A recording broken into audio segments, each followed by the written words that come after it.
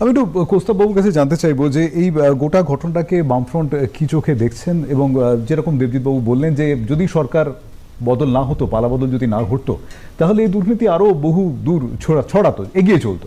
কি বলবেন?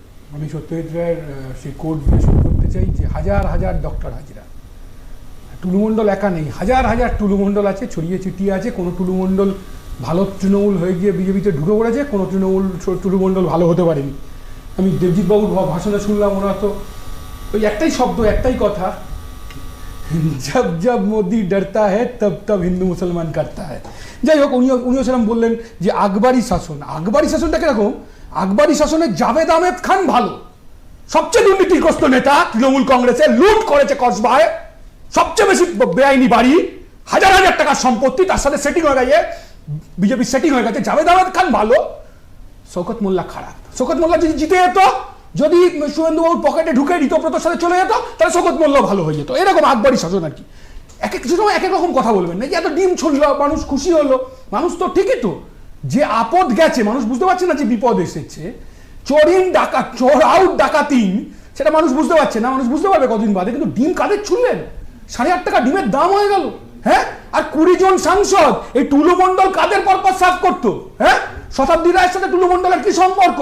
কাজল শেখের সাথে টুলুমণ্ডলের কি সম্পর্ক? অনুব্রত মণ্ডলের সাথে টুলুমণ্ডলের কি সম্পর্ক? এই টুলুমণ্ডলের সাথে অনুব্রতর কি সম্পর্ক? অনুব্রত দিব্যি চলে আসছেন, মুখ্যমন্ত্রীর সাথে যোগাযোগ করছেন, ঋতব্রতদের সাথে যোগাযোগ করছেন, ভালো তৃণমূল হয়ে গেছেন। হ্যাঁ, তার বিরুদ্ধে ব্যবস্থা হবে না। জাভেদ খানের বিরুদ্ধে ব্যবস্থা হবে না। অরূপ বিশ্বাস, তার বিরুদ্ধে শতুত্রবাবু এত কথা বললো, তার বিরুদ্ধে ব্যবস্থা হবে না। মেসি কেলেঙ্কারিতে কেউ টাকা ফেরত পাবে না, কারণ অরূপ বিশ্বাস আবার সুন্দর ভালো তৃণমূল হয়ে বিজেপিতে এসে গেছেন। আমরা বলছি জিদ্দা এই দ্বিচারিতা কেন? আমি দেবজিৎবাবুর কাছে প্রশ্নের উত্তর জানতে চাইবো। আমি অরূপবাবুর কাছে একটু পরে আসবো। কি বলবেন?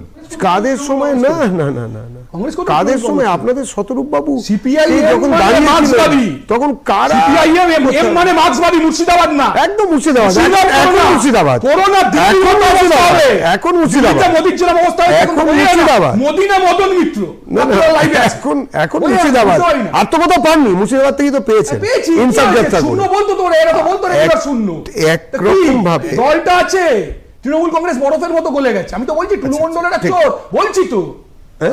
তৃণমূল কংগ্রেস বরফের মতো গলে গেছে। তো সেই আকবরী শাসন বলতে গেলে এই কথাটা বলতে হবে যে শওকত মোল্লাও খারাপ, জাভেদ আহমেদ খানও খারাপ। মুখপাত্র কি বলবেন এই গোটা ঘটনাটাকে, কিভাবে দেখছেন?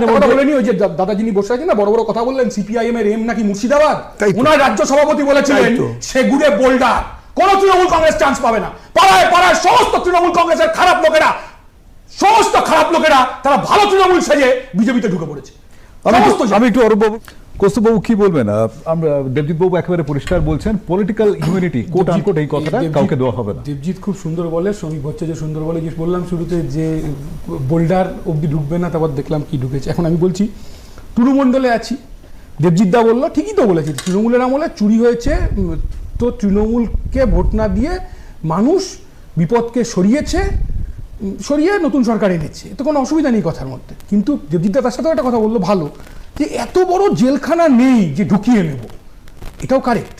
দেবজিৎদা এটা বললো না, জেলখানায় ঢোকানো যাবে না এত চোরেদের আমি জানি, কিন্তু দেবজিৎদা তার থেকে সহজে দলে ঢুকিয়ে নিচ্ছে, ইন্টারন্যাশনাল স্মাগলারদের দলে ঢুকিয়ে নিচ্ছে। জেলখানায় ঢোকাতে বলেনি পাবলিক, কিন্তু পাবলিক এই 20 জন এনসিপিআই-এর নামে বিজেপিতে ঢুকিয়ে নেবে।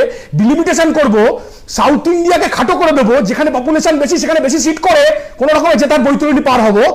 এইরকম ধরনের অ্যাটিটিউড যদি থেকে থাকে তাহলে ভুল হবে। সংখ্যা, নাম্বার, বিজেপির কাছে এখন ইন্টারন্যাশনাল স্মাগলারটা গুরুত্বপূর্ণ নয়, বিজেপির কাছে এখন ব্যাপারটা হচ্ছে নাম্বার। এর সাথে আমি একটা কথা বলবো, এই ধরুন টুলুমণ্ডল নিয়ে আলোচনায় আছি, আকবরী শাসন টাসন শুনলাম, নাজিমুদ্দিন মন্ডল, আমার কোনো অসুবিধা নেই, ইনসাফটা পাবেন আমার বলেনি ভাই, মাঝখানে বলেনি এই যে ইনসাফ, মোহাম্মদ নাজিমুদ্দিন মন্ডল টুলুমণ্ডল করতে করতে ঠিক 1 ঘন্টা 20 মিনিট আগে নদিয়ার, বীরভূমের পাশের জেলা নদিয়া, জেলা পরিষদের 52টা সিট, তার মধ্যে জেলা পরিষদের 57টা সিট, তার মধ্যে 52টা বিজেপি জিতে গেছে, 6টায় তৃণমূল আছে, 52টা ভালো তৃণমূল বিজেপিতে ঢুকে গেছে। এবং ঠিক 1-1.5 ঘন্টা আগে নদিয়ার জেলা পরিষদ বিজেপি দখল করেছে। আমাদের এইখানেই আপত্তি, ঠিক যেরকম ভাবে তৃণমূল কংগ্রেস দল ভাঙিয়ে বিজেপিকে ভোট দিয়েছিল, বিজেপিকে তৃণমূল কংগ্রেস দল ভাঙিয়ে নিয়ে নিয়েছিল, ভোট দিয়েছে কংগ্রেসকে তৃণমূল কংগ্রেস দল ভাঙিয়ে নিয়ে নিয়েছে, ভোট দিয়েছে সিপিআইএম কে তৃণমূল কংগ্রেস দল ভাঙিয়ে নিয়ে নিয়েছে। ঠিক একই ঘটনা বিজেপির কাছে নম্বরটা একটা বড় বিষয় এবং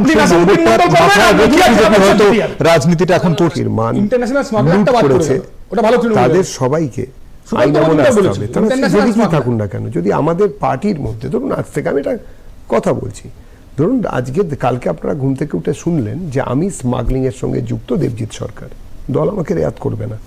আমরা একমাত্র পার্টি আমাদের নামে কোনো অ্যালিগেশন এলে নেতাদের নামে তারা সবাই মানুষ তো এই কারণে ভোট দেয়নি, সবাই রিজাইন পেয়েছে। তৃণমূল ছিল একই ব্যাপার, যারা কিনা হ্যাঁ ব্যবস্থা করো, দেখি না ক্ষমতা বের করো, ফাইল খুলতে বলেছিল তৃণমূলের ফাইল খুলে গেছে, তোমার ফাইল করে দিন, শেষ করতে আমি বলছি বিজেপির ফাইল করে দিন। কোসবদা বলো আর্টস নিয়ে পাস করে, বলো না আর্টস নিয়ে এমএ করার পর বলো না, জানো না তুমি, জানো না বা কলেজে ল্যাব ফালতু সায়েন্সের জানতে হবে কোনটা আর্টস কোনটা সায়েন্স। যে পদ্ধতিতে চলছে এখনো পর্যন্ত এই গোটা বিষয়টা, গত বুধবার থেকে এখনো পর্যন্ত যে কটা গ্রেপ্তারি আমরা দেখতে পেয়েছি এবং শোনা যাচ্ছে যে টুলু মণ্ডল রক্ষা কবচ চেয়েছেন, ফাইনালি কি হবে আমরা জানি না, কিন্তু প্রসিডিয়ারটা যে দিকে চলছে, কৌস্তববাবু সেটাকে আপনি কিভাবে দেখছেন? না আমরা তো চাই সবাই যে টুলু মণ্ডলের মতো খারাপ লোকেরা তারা ধরা পড়ুক, টুলু মণ্ডলের মাথারাও ধরা পড়ুক, তার মাথারাও ধরা পড়ুক, কিন্তু মজা হচ্ছে নিচের লোক ধরা পড়ছে আর ওপরের নেতারা। বলছি তো মুখ্যমন্ত্রী তো কদিন আগে বিধানসভায় বলেছেন যে একেবারে সুতো সবাইকে থামাচ্ছেন না, আমাদের থামাচ্ছেন না, থামানোর চেষ্টা করছি না, আমি আপনার হয়েই কথা বলার চেষ্টা করছিলাম। বলুন আপনি কি বলুন। আমি বলছিলাম যে আমরা কদিন আগে বিধানসভায় দেখলাম মুখ্যমন্ত্রী বলছেন যে একেবারে সুতো ধরে টানলে একেবারে উপর পর্যন্ত পৌঁছচ্ছে না তো, আজকেও তো পার্থদের জামিন হয়ে গেল, পৌঁছচ্ছে না তো, এটাই তো আমার কথা। যে মিনার মণ্ডলের বাড়ির টাকা ধরা পড়লো কি করে? শীর্ষেন্দু তো অনেকগুলো ইম্পর্টেন্ট কথা বলেছে এখানে।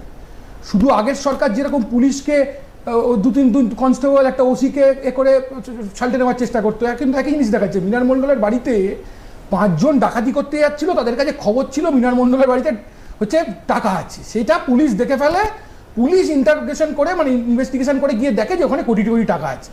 আচ্ছা এইটা কি Rome was not built in a day? একদিনে হাত পাকিয়ে এরকম টুলু মণ্ডলদের এরকম সম্পত্তি হয়নি, এরকম হাজার হাজার ডক্টর হাজিরা আছে, হাজার হাজার টুলু মণ্ডল আছে। আমার তো কথা এটাই। তাহলে এই যে ধরুন কিছুর মধ্যে কিছুতে বিজেপি নেই, হঠাৎ ওয়ান ফাইন ইভিনিং আজকে সন্ধ্যাবেলা 52-6 তৃণমূলের সাহায্যে বিজেপি বোর্ড দখল করলো জেলা পরিষদের। আমি বলছি এত তাড়াহুড়োর কি প্রয়োজন আছে? এমনি তো অ্যাডমিনিস্ট্রেশন চালাচ্ছে, তৃণমূল তো চালাচ্ছে না, তৃণমূল তো রেজিগনেশন দিয়ে বসে আছে। জিতা বলুক কিসের এত তাড়াহুড়ো যে তৃণমূলের লোকেদেরকেই নিয়ে জেলা পরিষদের যারা আসনে জয়ী, তার মানে কি কোন স্ট্যাটাস? জেলা পরিষদ নিচের দিকের লোক না, জেলা পরিষদের তাদেরকে রাতারাতি তৃণমূল থেকে বিজেপিতে নিয়ে জেলা পরিষদ গঠন করে দিলাম। আমাদের এইখানেই আপত্তি। আমি তো বলছি না, মানুষ তো 2 মাস হয়েছে, 3 মাস হয়েছে, 3 মাসে একটা সরকারের কাছ থেকে কি আশা করা যায়?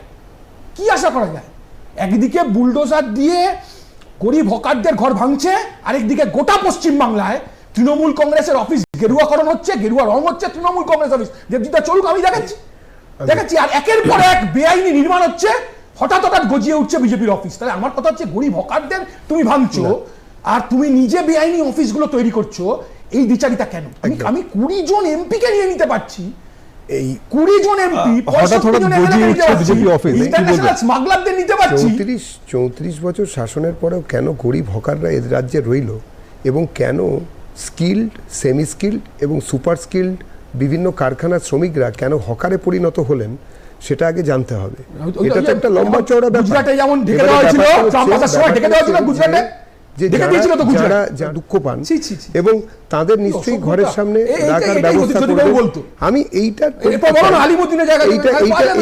বলছি না, আমি বলছি তখনই কিন্তু আমরা পরিবর্তন হলো রাজ্যে, তুমি আরপিএফ ঢুকিয়ে আরপিএফ নামিয়ে স্টেশনে গরিব হকারদের মারলে। একদম শেষ, আমাদের সময় শেষ হয়েছে। আমি একটু জানতে চাই শেষ কথা